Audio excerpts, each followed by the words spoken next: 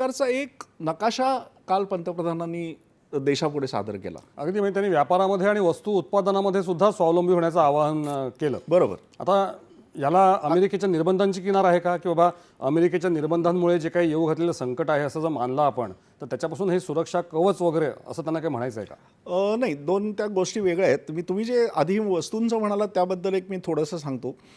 काही वर्षांपूर्वीपर्यंत जर आपण बघितलं तर भारत हा खेळण्यांचा एक आयातदार देश होता. आपल्याकडे शेकडो कोटी रुपयांची खेळणी आयात व्हायची. ती प्लास्टिकची असतील, स्टीलची असतील किंवा इतर कोणती असतील. आता खेळण्यांसारखी गोष्ट भारतामध्ये स्वदेशी तंत्रज्ञानाने होऊ नये ही अत्यंत लाजिरवाणी गोष्ट होती. म्हणजे आपल्या मुलांना आपण जर आपली स्वदेशी खेळणीच देऊ शकत नसू तर त्यांच्यावर स्वदेशीचे संस्कार काय होणार ना. आणि मला असं वाटतं काही वर्षांपूर्वी पंतप्रधानांनी असं सांगितलं की आपल्याला ही परावलंबन खेळण्यांमधलं दूर करायला पाहिजे. ते इंडस्ट्रीनी, उद्योगांनी ऐकलं आणि आज परिस्थिती अशी आहे की आपण खेळण्यांच्या उत्पादनामध्ये स्वावलंबी तर झालो आहोतच, पण आपण शेकडो कोटी रुपयांची खेळणी आता निर्यात करायला लागलो आहे. हा तुम्ही जे वस्तूंचं म्हणालात तर खेळण्यांच्या बाबतीमध्ये असा टप्पा आपण गाठला. आता दुसरा तुम्ही अमेरिकेच्या निर्बंधांचा जो उल्लेख केला तर अमेरिकेने घातलेले आपल्यावरचे जे व्यापार निर्बंध आहेत ते अजून त्याचा एक तार्किक परिणती ज्याला म्हणतात, लॉजिकल एंडला अजून ते गेलेलं नाही आहे. अत्यंत फ्लुईड आणि म्हणजे अस्थिर अशी परिस्थिती आहे ती कदाचित आता आज पुतीन आणि ट्रम्प यांची जी बोलणी झाली त्याच्यामधून जर काही पुढे निघालं तर भारतावरती जे निर्बंध घातलेत किंवा जे टॅरिफ लावलं आहे ट्रम्प यांनी ते कदाचित तितकं राहणार नाही, ते कमी येईल, कमी होऊ शकतं. असं जरी झालं तरीसुद्धा जागतिक परिस्थिती जी आहे ती भारत या आर्थिक महासत्तेची कोंडी करण्यासाठी इतर महासत्ता वापरणार ह्याचं भान पंतप्रधानांना आहे. आणि त्यामुळे ते असं म्हणतायत वारंवार काल की आपण जास्तीत जास्त क्षेत्रांमध्ये जास्तीत जास्त आपण स्वावलंबी व्हायला पाहिजे. म्हणून संरक्षणाचा जो मुद्दा त्यांनी मांडला त्याचप्रमाणे इतरही अनेक बाबतीमध्ये आपण अमेरिकेवरती किंवा इतर युरोपीय राष्ट्रांवरती अवलंबून आहोत.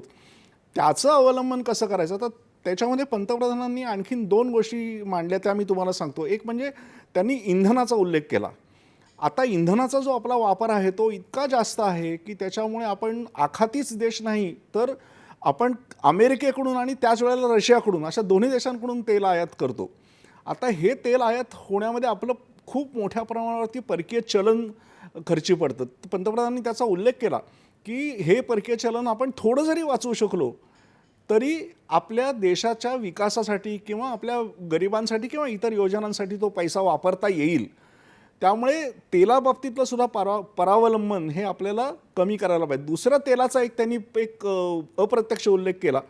ते म्हणजे ते असं म्हणाले की आपल्या रोजच्या आहारातलं 10% खाद्यतेल जरी आपण कमी केलं तरी ते फार महत्त्वाचं ठरेल. आणि तो मुद्दा त्यांनी आपल्या ज्याला आपण मोटापा असं हिंदीमध्ये म्हणतो म्हणजे जाडेपणा, स्थूलपणा याच्याशी त्यांनी तो जोडला. आणि ते म्हणाले की काही वर्षांनी अशी परिस्थिती येणार की दर 3 माणसांमधला एक माणूस, एक व्यक्ती ही स्थूल असेल. आणि हे जर आपल्याला टाळायचं असेल तर आपण 10% तेल कमी खाल्लं पाहिजे रोजच्या आहारामध्ये. आता हा मुद्दासुद्धा आयात निर्यातीशी जोडलेला आहे. ह्याचं कारण आपलं जे खाद्यतेल आपण भारतामध्ये वापरतो त्यातलं मोठ्या प्रमाणावरती खाद्यतेल हे आपण आयात करतो. म्हणजे ते सुद्धा समजा उद्या 10% कमी आयात झालं तर आपलं परकीय चलन वाचेल आणि त्याच्यातून मिळणारे आरोग्याचे फायदे हे तर आहेतच. स्वदेशीचा पुरस्कार